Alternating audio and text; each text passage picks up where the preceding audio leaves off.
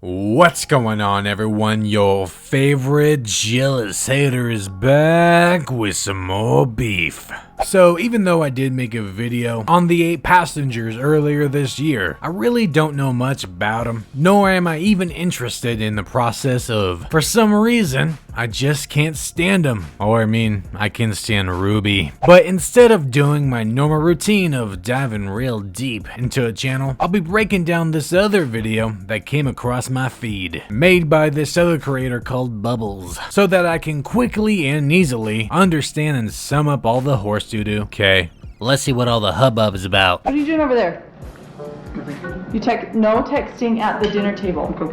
No texting. Let me see it.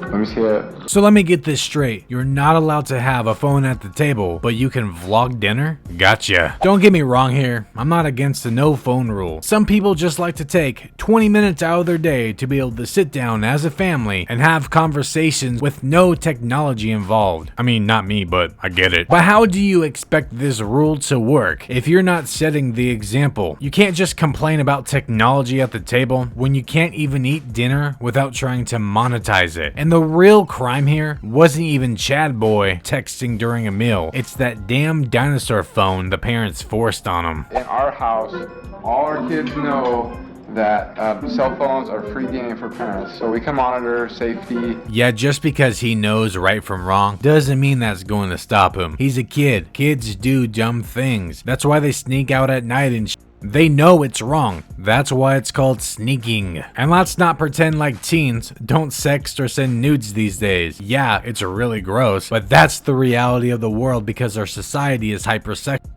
Someone with a young mind like Chad doesn't think about the consequences to their actions ahead of time, which is why they can get themselves into a lot of trouble. I don't have an issue with the parents going through his phone, but only for good reason and actual safety. There are plenty of cases where kids or teens are talking to somebody that they should not be talking to, and then they end up as the next murder story on the news. Also, I wanted to note that if Chad did do something that he wasn't supposed to be doing, and that's what caused the parents to downgrade and snoop through his phone, that would be one thing, that would be understandable. But from how this appears, this is just the normal routine, which I'm highly against. Yeah, no kid ever said, "Yay, I'm so glad my parents read my text messages." Of course they wouldn't. It's like a teen's worst nightmare. And these type of phones actually do have internet access, but it's like AOL status.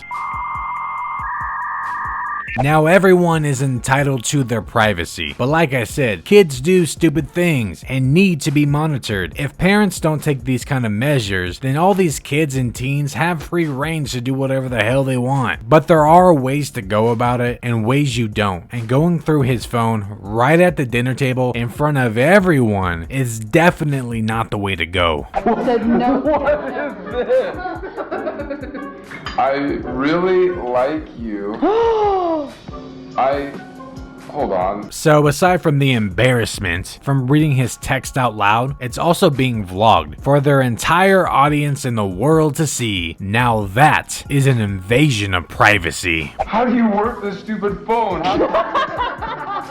The only downside to giving your kids a flip phone is I swear I have to remember how to work it every time I go through it. Can you imagine your parents, especially in this day and age, giving you some piece of shit boomer phone while actively having the newest Apple? Kind of fucked up. Who are you texting? No one. Any girlfriend?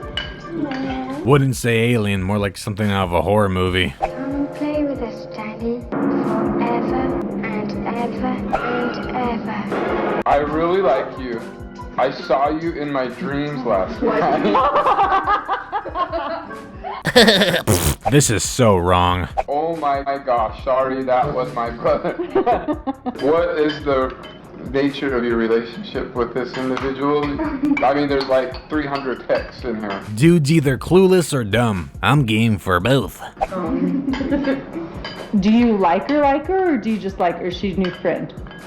That is really messy. Did we just watch Chad wipe his chin with a bowl? Yup! Is that abnormal as f? I wonder if that's some sort of a tic or something, triggered by embarrassment. And why in the hell is this conversation being vlogged? Why isn't this being discussed off camera and away from his sisters? Obviously, this little bowl licker is uncomfortable. There wasn't even anything sus found in his phone. Just some puppy love bullshit that really didn't need to be read out loud. I can imagine them doing this with one of their daughter's diaries. I don't know. I seen him with her, and he likes her. Does she like you back? Probably. No, she thinks he's annoying. Major burn. Oh, that's horrible. You must feel like crap. That sucks. So he shrinks down in his chair, quickly glimpses at the camera, wipes his chin again, but this time with a tablecloth. That's consent at its finest. Pretty funny though. They have this little no texting at the table rule, yet seem to be missing any table manners whatsoever. Pretty cool. I love family dinner because we always find out little things about our kids. Yeah, usually people ask things like, how's your day or what's new, not read private messages out loud to the entire family and vlog it. Oh my gosh, this makes me so sentimental. Abby, you're the one who needs to watch where you're going. You're older. Bro, how the hell are they blaming her right now? And for something out of her control. She was just riding her bike, minding her own damn business, and then gets fully T-boned by her little sister. Yeah, it was an accident, but still. This is why kids think their parents have favorites. You know, when you fall off your bike, you gotta just get back up there. Try again, okay? You do. You have to fall and cry and scrape up at least once. You know, little Sally, if you fall off your bike, you just gotta get back up and try again. I like how they're lecturing their child on life lessons, but not seconds before, we're putting the blame on the older sister. They must live by the okay baby mentality. So the next part of this video is just some nitpicky dribble. Not really sure why Bubbles decided to throw it in, unless it's based upon vlogging the situation in general, but that's not what the captions implied. So I'm just going to assume that this wasn't the case. Although I will say that filming your child getting sick and puking wasn't the best move. Never really understood how vloggers, you know, full grown ass adults, think that recording sick children and monetizing it classifies as memories. But hey, what do I know? I'm just your friendly neighborhood jealous-hater. Ruby also complains, yet again, about her daughter wearing something inappropriate because it shows a little belly, but then proceeds to lift up her daughter's shirt, revealing even more belly to the entire world. Because logic. Not to mention, in another clip, the other daughter is showcasing her belly, talking about a surgery she had or something, and Ruby seems to have no issue. But I guess it's for the vlog, so, you know, whatever. Are they okay?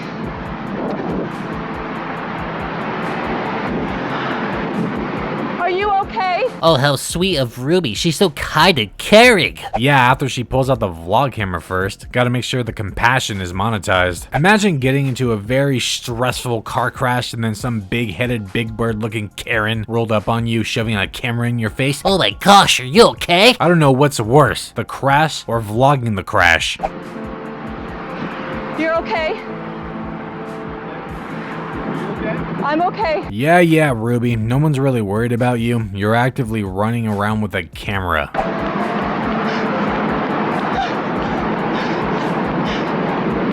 This is some Blair Witch Project type shit. Everyone's okay. Russell, it's okay. What happened? It's okay. Oh, well, now that's a bit dramatic. But gotta love vlogging the traumatized child. I'm surprised this wasn't the title and thumbnail. I want to tell you something, and I want you to really listen. Bet we're about to get something real deep and prophetic. We should have been in that crash. And here we go. I don't know how we avoided getting hit, but you know what? There is not a single scratch on our car. There's not one person who got whiplash. So the rest of this mumbo jumbo is about how God intervened and protected the 8 passengers' family from the car crash. Because apparently God has a plan and a path for Ruby, and it's to vlog, monetize, and profit off of someone else's misfortune. In conclusion, bye.